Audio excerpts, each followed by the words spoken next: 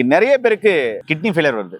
அதுக்கு நிறைய காரணங்கள். வலி மாத்திரைகளை சாப்பிட்றது, கிட்னி சம்பந்தமான பிரச்சனைகள், லைட்டாக இருக்கும்போது கேர்லெஸ்ஸாக வர்றது, அதே மாதிரி நிறைய குறுகிய பானங்களை சாப்பிட்றது, போதை பழக்கங்கள் பயன்படுத்துறது, இது மாதிரி உணவில் முறை வாழ்வியல் மாறி போகிறது, இது மாதிரி நிறைய காரணங்கள் சொல்லிட்டு போகலாம்.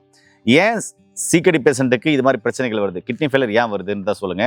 அதுக்கு உங்ககிட்ட இருக்கிற இப்படிப்பட்ட ஒரு அற்புதமான மருந்து எப்படி தயார் பண்ணீங்க? ஏன் 92 வயசு அம்மாவுக்கே சரியா இருக்கு. 94 வயசு. சாரி, 94 வயசுல அவங்களுக்கு அந்த வயசை மறந்துட்டு பாருங்களேன். 94 வயசுல அவங்களுக்கு BP, sugar, heart complaint, kidney failure இருந்தது, எல்லாமே சரி. இன்னைக்கு ரொம்ப அருமையா இருக்காங்க. நான் இன்னைக்கு நீங்க சொல்லும் போது தெரியுது எல்லாமே விரும்பினதெல்லாம் சாப்பிட்றாங்க என்பது ரொம்ப சந்தோஷமா இருந்தது. எப்படி அது சாத்தியம்? ஏன் வருதுங்கிறது ரீசன் நீங்களே நிறைய சொல்லிட்டீங்க. அதாவது உடலுக்கு ஒத்துக்காத ஒவ்வாத பொருள், அது உணவு முறையில இருக்கலாம், அல்லது மருந்துகள் ஏதாவது தீர்வு கிடைக்காதான்னு முயற்சி பண்றாங்க. சுகருக்கு, பிபிக்கு, கொலஸ்ட்ராலுக்கு, அதுக்கப்புறம் அந்த உடல் வலிக்கு, தைராய்டு இஷ்யூக்கு, தலைவலிக்கு, இது மாதிரி நிறைய முயற்சி பண்ணி பண்ணி பண்ணி பண்ணி அதோட செடிமெண்டேஷன், அந்த வேதிப்பொருளுடைய தாக்கம், அதே மாதிரி இந்த கூல்ட்ரிங்க்ஸ் நிறைய குடிக்கிறது கல்லீரலும் பாதிக்கும், சிறுநீரகமும் பாதிக்கும். நிறைய அந்த சாஃப்ட் ட்ரிங்க்ஸ்ன்னு சொல்லுவாங்களே அது. மொத்தத்தில் உடலுக்கு ஒத்துக்காத விஷயங்கள், துரித உணவுகள், அப்புறம் வந்து லேட் நைட்டில் தூங்குறது, இந்த டைம் மேனேஜ்மெண்ட் சரியாக இல்லாமல் கண்ட நேரத்துக்கு சாப்பிட்றது, பசி அடங்கின பிறகு சாப்பிடுவாங்க. பசி அடங்கின பிறகு சாப்பிட்டா அது வந்து செரிமானம் ஆகாது, தேவையற்ற ஒரு கொழுப்பாகவும் தேவையற்ற சர்க்கரையாகவும் மாறும். ஸோ இது மாதிரி டைம் மேனேஜ்மெண்ட், உணவு முறை, இதெல்லாம் வந்து சரியாக மெயின்டைன் பண்ணாதனால தான் நமக்கு சிறுநீரக கோளாறு மட்டும் கிடையாது, அவங்களுக்கு எல்லா அவயங்களும், ராஜ உறுப்புகள் அனைத்துமே பார்த்தீங்கன்னா அதோட செயல்பாடுகளை குறைச்சிருக்கும். அதில் நமக்கு முதன்மையாக தெரிகிறது இருதயமும் அந்த சிறுநீரகமும் தான். கல்லீரல் கூட கொஞ்சம் நமக்கு டைம் கொடுக்கும் அதை ட்ரீட்மெண்ட் எடுக்கிறதுக்கு. ஆனால் இந்த சிறுநீரகம், இருதயம் வந்து டைம் கொடுக்காது, அது உடனே காமிச்சிடும் அதோட வேலையை. அதனால் ரொம்ப நமக்கு சுதந்திரம் கொடுத்துருக்கு இயற்கை, எதை சூஸ் பண்ணி செலக்ட் பண்ணி சாப்பிட்றோம் சாப்பிடக்கூடாதுன்ட்டு. ஆனால் அதை நம்ம மிஸ்யூஸ் பண்ணுறதுனால தான் இந்த வியாதி வரும். அந்த சுதந்திரத்தை நம்ம மிஸ்யூஸ் பண்ணுறோம், தவறான முறையில் அதை நம்ம பயன்படுத்திக்கிறோம். அந்த தேர்ந்தெடுத்து இது உடம்புக்கு கேடு விளைவிக்குமா விளைவிக்காதான்னு தேர்ந்தெடுக்கிற சுதந்திரத்தை நம்ம அதை தவறான முறையில் பயன்படுத்துறதுனால தான் எல்லா பிரச்சனையுமே. அதனால் வந்தது தான் இந்த நெஃப்ராட்டிக் டிசீஸ்ன்னு சொல்லுவாங்க.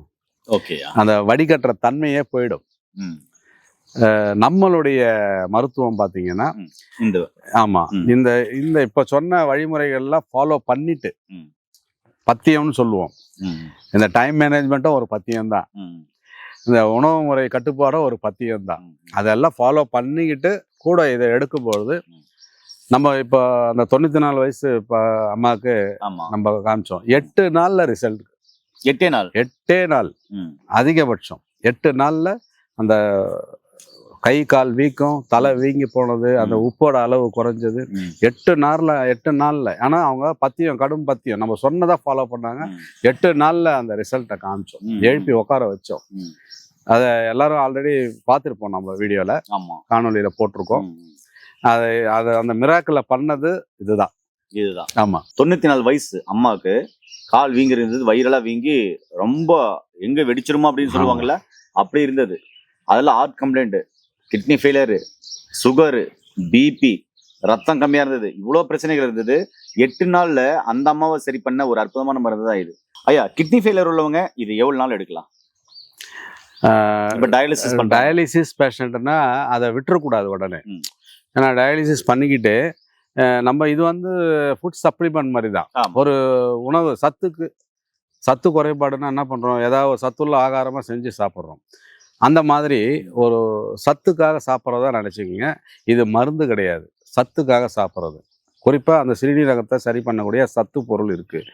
நீங்கள் அந்த டயாலிசிஸை விடணுங்கிற அவசியம் இல்லை, அதை கண்டினியூ பண்ணிக்கிட்டே இதை எடுக்கலாம். ஆனால் 2-3 மாதங்களில் ஃப்ரீக்வெண்ட்டு கொஞ்சம் கொஞ்சமாக குறையும். டயாலிசிஸ் எடுக்கிற அந்த முறை இப்போ மாதத்துக்கு 8ன்னு வச்சுங்களேன். 8ங்கிறது 6, 4, 3, 2 அப்படி தான் குறைக்கணும். டக்குன்னு விட்டுறக்கூடாது டயாலிசிஸை. மாதத்துக்கு 2 முறை குறைக்கிறோம், மாதத்துக்கு 2 முறை போகிறோம்னா குழந்தை எடுக்கும்போது மாதத்துக்கு 1 முறை. ஆமாம், அந்த மாதிரி அந்த வாரத்துக்கு 1 முறை அந்த ஃப்ரீக்வெண்ட் குறையும். எண்ணிக்கை குறைஞ்சிட்டே வரும். டயாலிசிஸோட ஒரு எண்ணிக்கை சிலர் வாரத்துக்கு 3 முறை 2 முறைன்றாங்க. ஆமா. அவங்களதெல்லாம் 2 முறை 1 முறை மாத்தலாம். கண்டிப்பா மாறும். படிப்படியா அதையும் விட்டுலாம் இதையும் விட்டுலாம். இதே விட்டுறலாம். Okay okay. இதுக்கு குறைஞ்சது 6 மாசத்துலேருந்து 1 வருஷம் கூட ஆகும். ம். ஏன்னா நெஃப்ராட்டிக் டிசீஸுங்கிறது ம். அது சான்ஸே கிடையாது. கிட்னி மாற்று அறுவை சிகிச்சை ஒன்று தான் வழி. ம். ஒன்று டயாலிசிஸு காலத்துக்கும் பண்ணணும், இல்லைன்னா மாற்று அறுவை சிகிச்சை. ம். நம்ம அதனால் கொஞ்சம் டைம் கொடுக்கணும். 6 மாதத்துலேருந்து 1 வருஷம் டைம் கொடுக்கணும்.